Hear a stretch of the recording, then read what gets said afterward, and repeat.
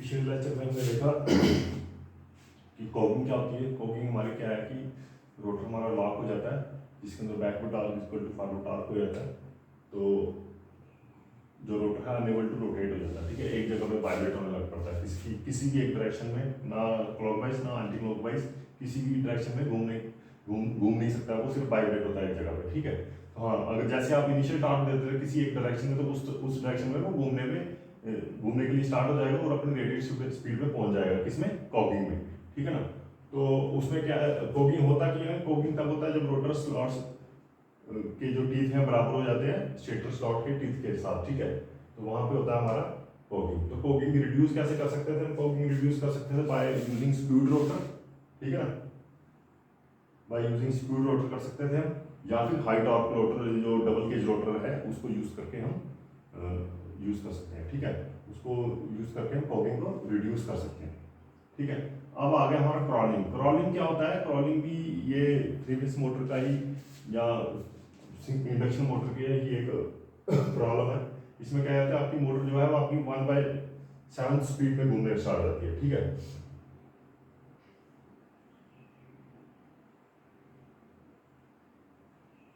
1/7 speed होती है, मतलब 1500 आरपीएम के आसपास स्पीड है किसी मोटर की, तो वो 250-300 आरपीएम के आसपास घूमने स्टार्ट हो जाती है वो, तो उसको हम क्रॉलिंग बोलेंगे।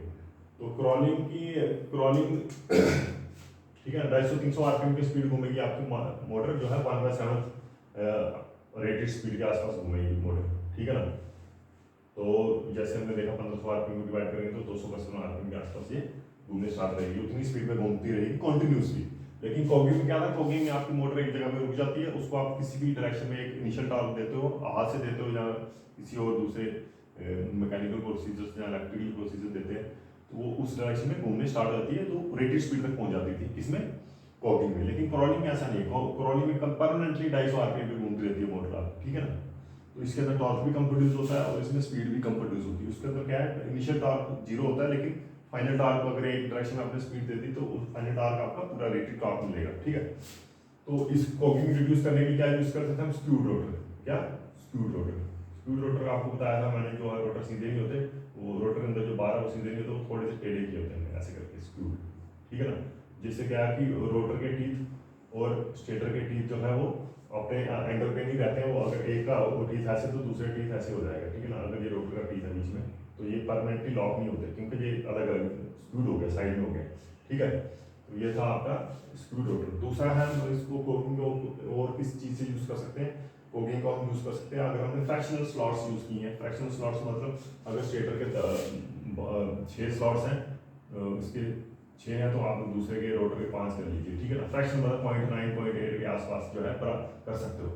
तो कॉगिंग होता क्या था, जब रोटर के स्लॉट्स और स्टेटर स्लॉट्स बराबर हो, या फिर इवन नंबर ऑफ स्लॉट्स हो। ठीक है ना, या फिर इंटीग्रल नंबर ऑफ स्लॉट्स हो। इसलिए हमें क्या करना पड़ता है, हमें स्लॉट्स अगर रोटर के 15 हैं तो स्टेटर के 14 रखने पड़ेंगे, ऐसे अलग अलग, मतलब फ्रैक्शन होना चाहिए कभी भी डिविजिबल। वन डिवीजन करने के बाद इनका जो है रिजल्ट किसी एक इंटीजर में नहीं आना चाहिए, पॉइंट्स में आना चाहिए, 0.9 0.82 1.2 ऐसे आना चाहिए। ठीक है, उस चीज उस केस में होता था कॉगिंग। तो अभी क्रॉलिंग का है। क्रॉलिंग में क्या है, आपकी जो क्रॉलिंग काज बाय होता है स्पेस हार्मोनिक। स्पेस हार्मोनिक हो गया, मतलब आपके जैसे अभी रोटर है, रोटर के अंदर हार्मोनिक प्रोड्यूस होंगे, फिफ्थ हार्मोनिक भी हो सकता है, थर्ड हार्मोनिक भी हो सकता है, सेवंथ हार्मोनिक भी प्रोड्यूस होता है ड्यू टू इलेक्ट्रोमैग्नेटिक की वजह से हो सकता है, या फिर बाइंडिंग फैक्टर की वजह से हो सकता है, डिस्ट्रीब्यूशन बाइंडिंग फैक्टर की वजह से हो सकता है। ठीक है ना, तो वो किसके कारण होता है? स्पेस हार्मोनिक होता है। कौन कौन से हार्मोनिक हो सकते हैं?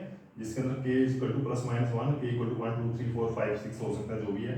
तो अगर nth हार्मोनिक, अगर मान लो k इक्वल टू 1 लेते हैं, k इक्वल टू 1 लेते हैं, तो उसके अंदर सबसे ज्यादा हार्मोनिक कौन से प्रोड्यूस होता है? फिफ्थ और सेवंथ हार्मोनिक प्रोड्यूस होता है उसमें, अगर k इक्वल टू 1 लेते हैं।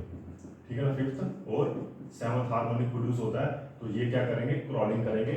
क्रॉलिंग कितना करेंगे? 1/7 ऑफ स्पीड में करेंगे। 1/7 ऑफ स्पीड मतलब 250 आरपीएम अगर 2 पोल मोटर है। ठीक है ना, 2 पोल या 4 पोल मोटर है, तो देखना पड़ेगा हमें कितना है। 2 पोल में 3000 है, 4 पोल में 1500 आरपीएम में आई, अगर 50 से फ्रीक्वेंसी है तो। ठीक है, तो fifth and seventh harmonic produce करेगा अगर k इक्वल टू 1 है मोटर में, तो ये क्या करेगा? फिफ्थ हार्मोनिक प्रोड्यूस करेगा आपका ब्रेकिंग टॉर्क। क्या करेगा? ब्रेकिंग टॉर्क प्रोड्यूस करेगा। और सेवंथ हार्मोनिक क्या करेगा? उसकी अपोजिट डायरेक्शन में ऑपोजिट डायरेक्शन में क्या करेगा, इसको रोटेट करेगा। ठीक है, तो इनका जो रिजल्टेंट इफेक्ट आएगा वो आएगा 1/7 स्पीड आएगा किसी एक डायरेक्शन में। ठीक है ना, उसकी वजह से क्या है, आपकी क्रॉलिंग हो जाएगी। तो आपने देखा फिर तो 7th हार्मोनी की वजह से क्या है, जे प्रॉब्लम आनी स्टार्ट हुई। एक उल्टी साइड घुमाने की कोशिश करेगा, एक सीधी साइड घुमाने की कोशिश करेगा, तो ये हार्मोनिक है। और आप इसके अलावा जो आपका जो आपकी मेन स्पीड आ रही है, एनएस की स्पीड आ रही है, वो एक डायरेक्शन में घुमाएगी, मतलब 7th हार्मोनिक वाली साइड घुमाएगी। तो ओवरऑल आपका इफेक्ट आएगा 1/7 स्पीड, मतलब एनएस, ये इफेक्ट आएगा आपका स्पीड। ठीक है ना, तो उसकी वजह से क्रॉलिंग आपकी आ जाती है। तो इससे क्या है कि आपका टॉर्क कम हो जाता है, स्टार्टिंग टॉर्क मोटर का कम हो जाता है। ठीक है ना, स्पीड भी उसकी कम हो जाती है, ये इसकी डिसएडवांटेजेस हैं। ठीक है ना, ये सारा का सारा आपका चीज़ें कम हो जाएगी इसमें क्रॉलिंग में। तो इसको अब रेमेडी क्या है, इसकी रेमेडी हम कैसे कम कर सकते हैं इसको। ठीक है ना, कम करेंगे हम इसकी by using proper pitch oil जो होगी स्टेटर के अंदर या रोटर के अंदर जो भी कॉइल होगी, उसके अंदर हम by using proper pitch and by using proper distribution coil it can be eliminated. ठीक है ना, तो आपका जो हार्मोनी क्या है, by using proper coil pitch and distribution coil, distribution coil.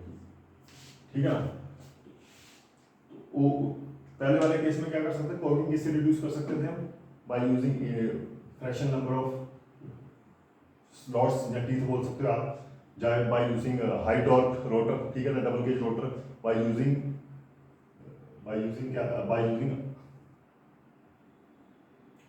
Screw rotor. ठीक है ना, स्क्रू रोटर में यूज करते 3 तरीके से यूज कर सकते हैं इसको। किससे क्रॉलिंग भी हम कम करेंगे, किससे, अपने coil pitch use, proper coil pitch and distribution coil use करके हम इसको क्रॉलिंग को रिड्यूस कर सकते हैं। ठीक है ना, तो ये था।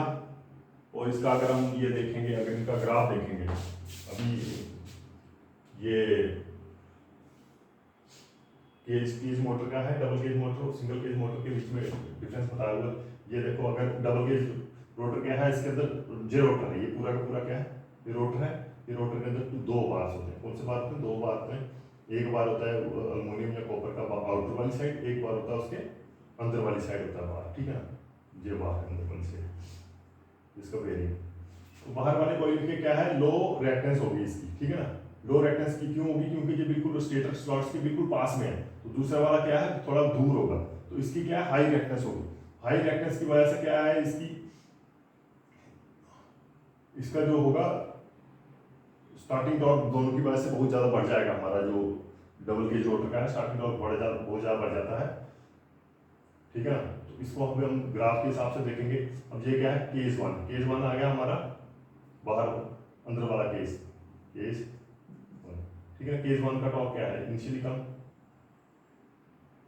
ठीक है, फिर आ जाएगा केस टू आ जाएगा हमारा बाहर वाला, ये वाला केस टू का। देखो इनिशियल टॉर्क कितना था, इनिशियल टॉर्क बहुत ज़्यादा, जैसे स्पीड बढ़ती जाएगी तो केस टू का टॉर्क क्या हो जाएगा, कम हो जाएगा। ठीक है ना, तो केस वन का टॉर्क क्या है, स्टार्टिंग में कम है, लेकिन जैसे जैसे स्पीड बढ़ेगी इसका टॉर्क क्या हो जाएगा, बढ़ता जाएगा। ठीक है ना, तो मतलब रेटेड स्पीड पे क्या होगा आपका, जो इनर वाले केस की वजह से टॉर्क होगा वो आपका ज़्यादा हो जाएगा, और बाहर वाले केस की वजह से क्या है, आपका टॉर्क कम हो जाएगा। ठीक है ना, एट रेटेड स्पीड में। लेकिन इनिशियली बाहर वाले केस का क्या है, कम है टॉर्क, अंदर वाले का ज़्यादा है टॉर्क। ठीक है ना, तो दूसरा क्या है, ये इनपुट करंट्स क्या है बताया हुआ है थोड़ा सा। ठीक है ना, तो ये है हमारा, ये टॉर्क और स्पीड रिलेशनशिप है। ठीक है, स्टार्टिंग टॉर्क और स्पीड रिलेशनशिप है डबल गेज मोटर का। तो यही था आज का। तो इसके साथ हम मशीन जो है क्लोज करेंगे, अभी दूसरा स्टार्ट करेंगे पावर सिस्टम का। ठीक है, बस इतना ही था।